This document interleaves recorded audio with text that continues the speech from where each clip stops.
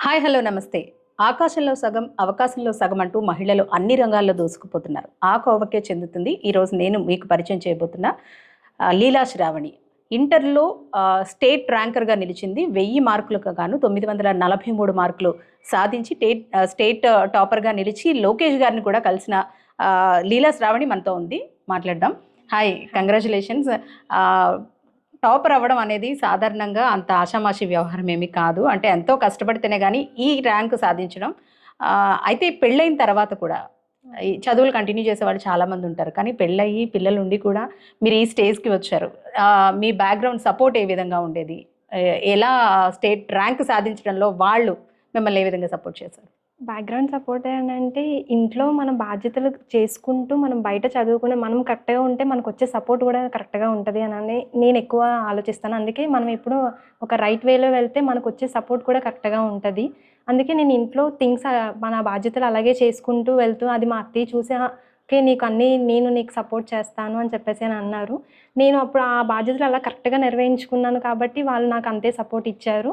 ఇవాళ state rank రావడంతో దానికి వాళ్ళు చాలా సాటిస్ఫైగా కూడా ఉన్నారు. నాకిలా అంటే రావడం. ఫ్యామిలీ లైఫ్ అలాగే అంటే మీ పర్సనల్ లైఫ్, స్టడీస్ ఏ విధంగా బ్యాలెన్స్ చేసుకునేవారు?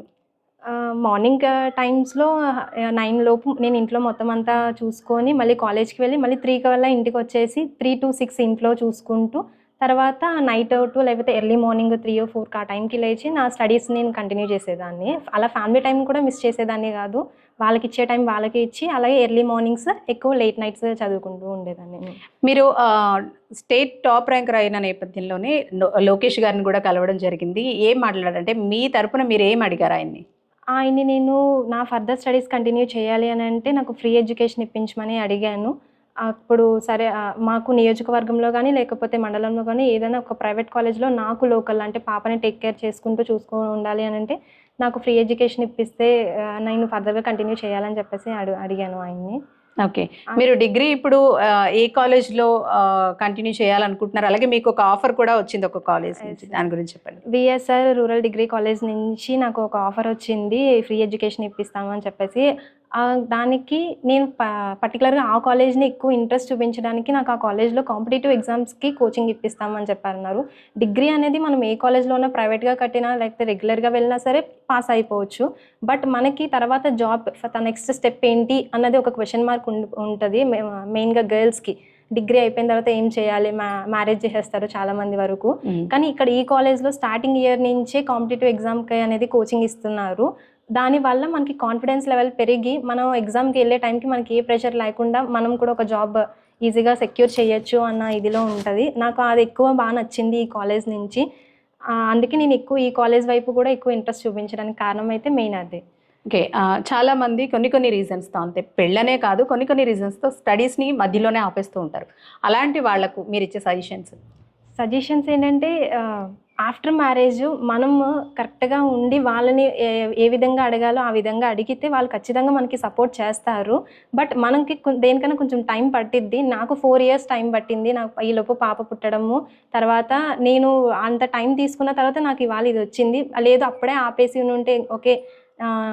పాజిటివ్ వేలో కాకుండా నెగెటివ్‌గా థింక్ చేసి ఇంకా ఆగిపోతది స్టడీ అని ఆలోచిస్తే ఇవాళ ఇక్కడి దాకా రాకపోదును.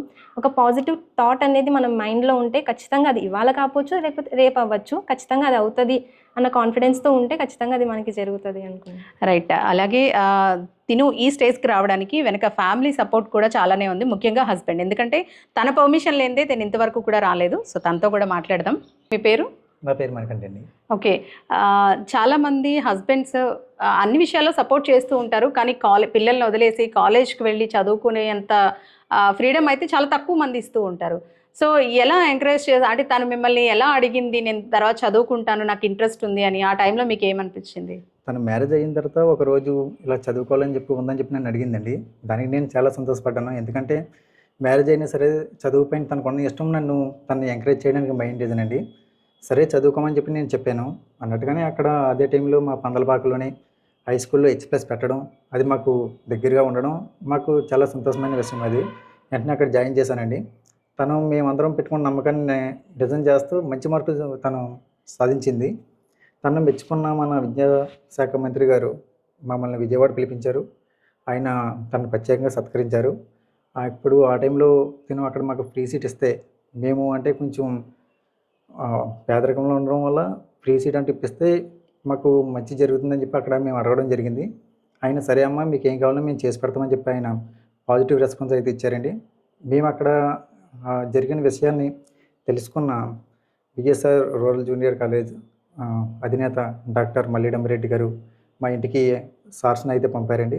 పంపి అమ్మాయికి మేము ఫ్రీగా విద్యను అయితే అందిస్తాం, మా కాలేజీలో జాయిన్ అవ్వండి అని చెప్పారు. అదే కాకుండా మేము కాంపిటేటివ్ ఎగ్జామ్స్ కూడా మేము ప్రత్యేకంగా కోచింగ్ అనేది ఇప్పిస్తాం. అలాగే అమ్మాయికి మీరు దూరంగా ఉన్నారు కాబట్టి బస్సు కూడా ఫ్రీగా ఇప్పిస్తాం అని చెప్పారండి. మీ అమ్మాయి బాధ్యత మేము పూర్తిగా టేక్ కేర్ చేస్తాం, తన జీవితంలో మంచిగా ఉన్నత స్థాయికి ఎదగడానికి మేము పూర్తిగా సహకారం చేస్తామని చెప్పి ఆయన చెప్పారు. ఆ విషయంలో మేము ఆయనకి చాలా రుణపడి ఉంటామండి. ఆయన పూర్తిగా చెప్పారు, మీకు పూర్తిగా కూడా మేము ఎటువంటి సహాయం కావాలన్నా చేస్తాం, అమ్మాయిని దగ్గరుండి చదివిస్తాం, అమ్మాయిని మంచి స్థాయికి ఉన్నత స్థాయికి వెళ్ళేలాగా మేము ప్రోత్సహిస్తామని చెప్పారు. అందుకే వెంటనే నేను ఆ కాలేజీలో జాయిన్ చేశానండి. రైట్. అయితే విఎస్ఆర్ రూరల్ డిగ్రీ కళాశాల యాజమాన్యం కూడా ఇక్కడే ఉన్నారు, వాళ్ళతో మాట్లాడదాము. ఎందుకంటే ఫ్రీ సీట్ ఇవ్వడం అనేది కూడా నిజంగా ఇలాంటి వాళ్ళని ఎంకరేజ్ చేస్తే వీళ్ళు అత్యున్నత స్థాయికి వెళ్తూ ఉంటారు.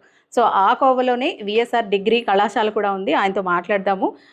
విఎస్ఆర్ రూరల్ డిగ్రీ కళాశాల మల్లిడి అమ్మిరెడ్డి గారు డైరెక్టర్ ఉన్నారు మనతో పాటు. సార్, చాలామంది ఎంకరేజ్ చేస్తారు ఫ్రీ సీట్ ఇవ్వడం అనేది, అది కూడా ఆ అమ్మాయి స్టేట్ టాపర్గా నిలిచింది, అది కూడా ఒక గవర్నమెంట్ కాలేజ్ నుంచే వచ్చినా సరే ఆ అమ్మాయి స్టేట్ టాపర్గా నిలిచింది. ఆ నేపథ్యంలో మీరు ఫ్రీ సీట్ కూడా ఇవ్వడం జరిగింది, ఏం చెప్తారు సార్? గవర్నమెంట్ కాలేజీలో స్టేట్ సిఈసి విభాగంలో శ్రావణి స్టేట్ టాపర్గా నిలిచిందండి. అంటే ఇది సాధించాలంటే చాలా కష్టపడి చాలా హార్డ్ వర్క్ చేయాలి. అయితే మ్యారేజ్ అయిన తర్వాత 10th క్లాస్ అయిన తర్వాత గ్యాప్ తీసుకుని ఇంటర్మీడియట్ జాయిన్ అయ్యి స్టేట్ టాపర్గా నిలవడం అంటే సాధారణ విషయం కాదండి.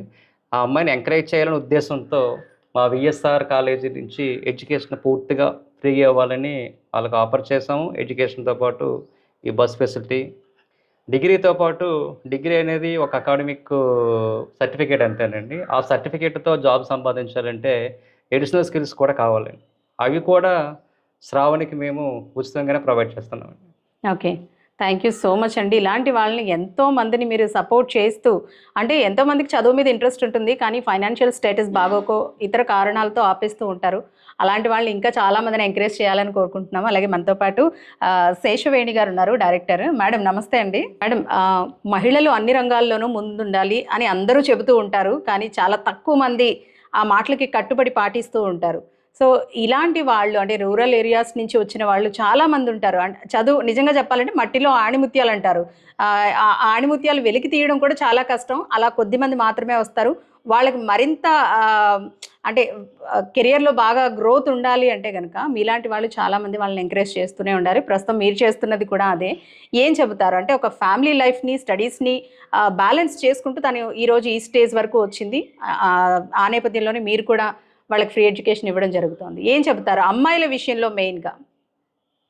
తనంత కష్టపడి వచ్చింది కాబట్టి, తనంత కష్టపడి చదివి అంత స్కోర్ సాధించింది కాబట్టి ఇంకా మేము అలా ప్రోత్సహించాము. అలాగే తను ఇంకా ఉన్నత స్థాయికి ఎదగాలని కోరుకుంటున్నాం. Thank you madam, thank you so much. So చూసారు కదా, ఏదైనా సరే మనం కష్టపడితే సాధించలేనిది అంటూ ఏదీ లేదు. ఆ కష్టానికి తగ్గట్టుగా ఏదో ఒక సపోర్ట్ మనకి దొరుకుతూనే ఉంటుంది. ఈరోజు లీలా శ్రావణికి కూడా దొరికింది అదే. ఏదైతే విఎస్ఆర్ రూరల్ మహిళా డిగ్రీ కళాశాల ఏదైతే ఉందో వాళ్ళు ఫ్రీ సీట్ ఇవ్వడం ఫర్దర్ స్టడీస్ కోసం, ఫ్రీ సీటే కాదు తను పందలపాక నుంచి రాయవరం కాలేజ్కి రావడానికి బస్ ఫెసిలిటీ కూడా కల్పించడం, ఇవన్నీ కూడా తనకి కల్పిస్తున్నారు. అంటే తన కష్టం గుర్తించారు కాబట్టి ఇటువంటి కళాశాలలన్నీ కూడా ఇలాంటి స్టూడెంట్స్ని ఎంకరేజ్ చేస్తూ ఉన్నాయి.